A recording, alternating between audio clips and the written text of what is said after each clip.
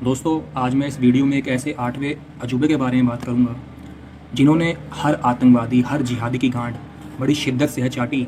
आप सबके प्यारे ध्रुव राठी। अब जो पैलेस्टीनियन प्राइम मिनिस्टर है, जो वेस्ट बैंक में डार्क ग्रीन एरियाज पर रूल करते हैं, उनका भी कंट्रोल नहीं है गाजा स्ट्रिप पर, क्योंकि ये हमास ने पूरा कब्जा कर रखा है इस गाजा स्ट्रिप पर। और कुछ कंट्रीज दुनिया में, जैसे कि यूएसए, इजराइल और यूरोपियन यूनियन और जापान, ये कंट्रीज मानती हैं कि हमास एक टेररिस्ट ग्रुप है। हमास को घोषित करने की कोशिश नहीं हो रही। हमास एक आतंकवादी संगठन है जो 1997 में प्रूफ हो चुका है। कुछ ऐसी भी कंट्रीज हैं जैसे कि चाइना, रशिया, टर्की, ईरान और नॉर्वे, जो हमास को कंप्लीटली एक टेररिस्ट ग्रुप नहीं मानती। ये बात चाइना कह रहा है। चाइना जिसने अपने देश में 3000 मस्जिद गिरवा के उन पर शौचालय बनवा दिया, जिसने नमाज पर बैन करवा दिया, रोज़ा रखने पे बैन करवा दिया, कुरान पढ़ने पर बैन करवा दिया, दाढ़ी रखने पे बैन करवा दिया, कुर्ता छोटा करने पे बैन करवा दिया। आप अपनी मर्जी से अपने बच्चे का नाम नहीं रख सकते। चाइना कह रहा है।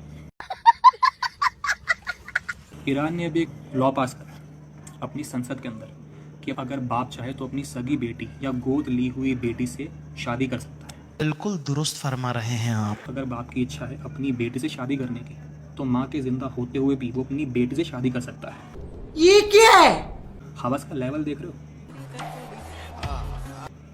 मतलब जिन्हें अपनी बहन, माँ, बेटी में फर्क नहीं पता, वो चले ज्ञान देने।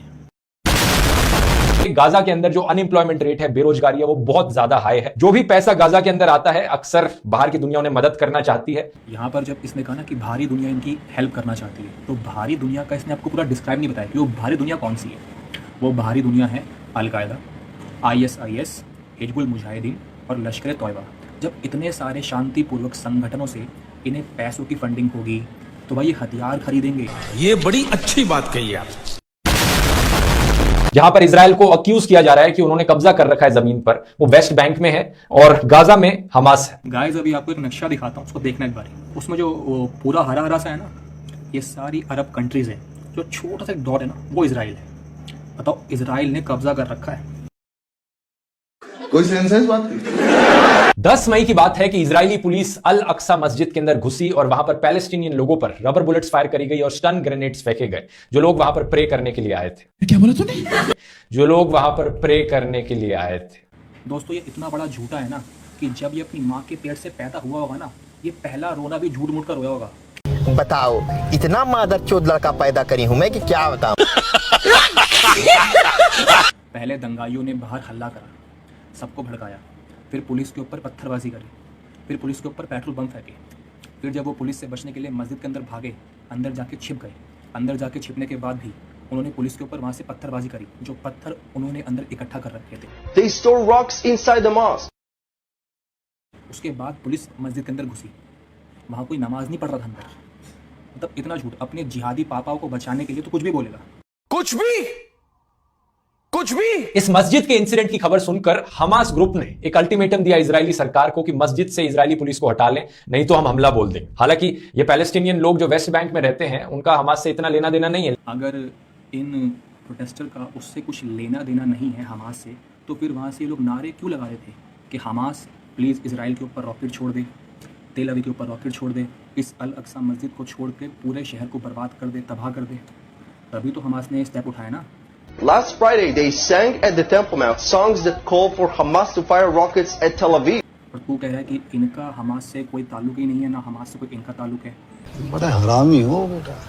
United Nations office of the high commissioner for human rights का कहना है कि जो लॉ इजराइल यहां पर लगा रहा है वो इनहेरेंटली डिस्क्रिमिनेटरी है, और जो इजरायली सिविलियंस को ऑक्यूपाइड करने के लिए भेजा जा रहा है जमीन, वो प्रोहिबिटेड है under international humanitarian law and it may amount to a war crime. तो इससे ये तो क्लियर है कि इजराइल जो वेस्ट बैंक के एरियाज में ऑक्यूपेशन करने लग रहा है और पैलेस्टीनियंस को एविक्ट करने लग रहा है, ये गलत है अकॉर्डिंग टू इंटरनेशनल ऑब्जर्वर्स। दोस्तों, जब इजराइल ने 1948 में खुद को एक इंडिपेंडेंट राष्ट्र घोषित किया था, तब उसके 6 घंटे बाद ही सारे अरब देशों ने उनके ऊपर हमला कर दिया था। उसमें Syria, Iran, Iraq, Turkey, Libya, Yemen, Egypt सब थे। ये सब फिलिस्तीन सब उनके ऊपर टूट पड़े थे। मतलब 6 घंटे के अंदर ही उसको बिल्कुल नेस्तो नाबूद करने के लिए कैसे ना कैसे करके 1 साल तक पूरी लड़ाई चली, सीज फायर हुआ, इजराइल सर्वाइव कर गया। मामला पहुंचा UN के अंदर, UN ने समझौता करवा दिया। इजराइल उनकी सारी बातें मानने को तैयार हो गया। इजराइल यहाँ तक मानने को भी तैयार हो गया, उसने 2006 के अंदर अपने भूमि का कुछ हिस्सा फिलिस्तीनियों को देने के लिए वो राज़ी हो गया, लेकिन वो क्या बोल रहे हैं कि हमें पूरा देश चाहिए, तुम निकल जाओ यहाँ से। जब हमने उसे दिखा कि ये लातों के भूत हैं, ये बातों से नहीं मानने वाले, इनका इलाज गोली से ही होगा, तो वो यही कर रहा है। और उसमें भी कुछ जिहादियों को मिर्ची लग गई। ये बड़ी अच्छी बात कही आप। वायलेंस के रिस्पॉन्स में वायलेंस और उसके रिस्पॉन्स में और वायलेंस, इससे सिचुएशन सुधरती नहीं है, इससे वायलेंस एक्सपोनेंशियली बढ़ता रहता है। जैसा गांधी जी ने कहा था, an eye for an eye makes the whole world blind. हमें वायलेंस के बदले वायलेंस नहीं करना चाहिए। मतलब पाकिस्तान ने पुलवामा के अंदर अटैक करा, उनके आतंकवादियों ने उरी के अंदर अटैक करा, तो हमें उसके बदले में बालाकोट में एयर स्ट्राइक नहीं करनी चाहिए थी, हमें सर्जिकल स्ट्राइक नहीं करनी चाहिए थी। इससे वायलेंस बढ़ता है। हमने उन्हें उनकी औकात दिखाने के लिए स्ट्राइक करी है कि तुम्हारी औकात ये है, अगर फिर कोई कदम उठाने के बारे में सोचा भी ना तो तुम्हारा हश्र क्या हो सकता है, तुम्हारे सामने है। अब वो यूएन में डर के मारे मारा फिर रहा है, सबको गुहार लगा रहा है हिंदुस्तान को रोक लो, कहीं वो फिर से एयर स्ट्राइक ना कर दे, फिर से अंदर घुस के हमें ना मारे। ये डर ज़रूरी है उन्हें उनकी औकात में रखने के लिए। यही काम इजराइल कर रहा है हमास को औकात में रखने के लिए। बेटा गांधी बनोगे ना तो लोग गांड मार लेंगे। गांधी जी चले गए और गांडू जी छोड़ गए। सारे इजरायली लोग अपनी इजराइल की सरकार को सपोर्ट नहीं करते जो इजराइल की सरकार ये करने लग रही है। इजराइल की पब्लिक ही नहीं, उनका पूरा ऑपोजिशन उनके साथ खड़ा हुआ है। वो तो यहाँ तक कहता है कि जब तक हमास में एक भी आतंकवादी जिंदा है ना, तब तक इस ऑपरेशन को रोका नहीं जाना चाहिए, क्योंकि उनकी ऑपोजिशन के अंदर हिंदुस्तान की ऑपोजिशन में बैठे हुए राहुल गांधी और केजरीवाल जैसे जिहाद के दलाल नहीं हैं जो अपने देश को बेच खाएं। कि ये कहना कि सारे इजरायली लोग टेररिस्ट होते हैं। सारे इजरायली लोग टेररिस्ट है, ये सिर्फ तू बोल रहा है, अब तक किसी ने नहीं बोला, समझा? अपने जिहादी पापा को डिफेंड मत कर। तीसरी चीज यहां पर यह है जो स्पाइडरमैन फिल्म का कोट है, with great power lies great responsibility. दोनों साइडों को देखो, किस साइड के पास ज्यादा पावर है, बड़ा ऑब्वियस है। इजराइल की जो मिलिट्री टेक्नोलॉजी है, जो इनके डिफेंस सिस्टम्स है, जो इनकी एजेंसीज है मोसाद जैसी, उनसे कंपीट करना नेक्स्ट टू इम्पॉसिबल है। ये दुनिया की one of the best military powers है इजराइल। तो इतनी पावर के साथ साथ इनकी रिस्पॉन्सिबिलिटी भी बढ़ जाती है। जो हमास जैसे लोग हैं जिन्हें इजराइल टेररिस्ट मानता है, अगर टेररिस्ट ग्रुप रॉकेट फेंकेंगे तो इन्हें भी उन्हीं की तरह रिस्पॉन्स करने की जरूरत नहीं है। इन्हें वायलेंस के रिस्पॉन्स में वायलेंस करने की जरूरत नहीं है उसी लेवल का। हाँ, तो फिर इजराइल वालों को ना ये कर देना चाहिए। मार ले भाई, मार ले, ले मार ले भाई, मैं पीछे होके खड़ा हूं, मार ले मेरी। With great powers come great responsibilities. तो मेरे बेटे, इजराइल अपनी उन ग्रेट पावर्स को ना अपने देश के लोगों की जान बचाने के लिए, उस रिस्पॉन्सिबिलिटीज को पूरा करने के लिए अपने उन ग्रेट पावर्स को यूज़ कर रहा है, ठीक है, उसको डिफेंड करने के लिए। तो चूतिया नहीं है तेरी तरह, वहाँ से वो मिसाइल फेंके, उन्हें मार दे, उन्हें बचाए भी ना। इस प्रकार की बचकाना बातें किसी के गले नहीं उतरती, लोग मजाक उड़ाते हैं।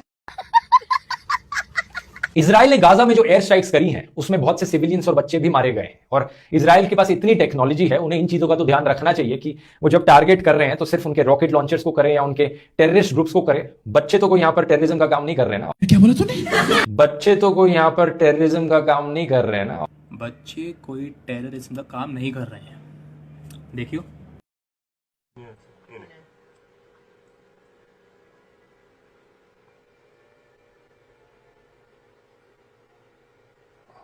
अरे ये तो बच्चे हैं यार, बच्चे हैं तो। बच्चे नहीं है, टाइम बॉम्ब है साले, आतंकवादी के पिल्ले हैं। AK-47 लेकर घूमते हैं हाथ में लॉलीपॉप की तरह। हिंदू भाइयों, शेर बनो, जवाब दो। ना शेर बन सको तो शेयर करो, दबा के शेयर करो।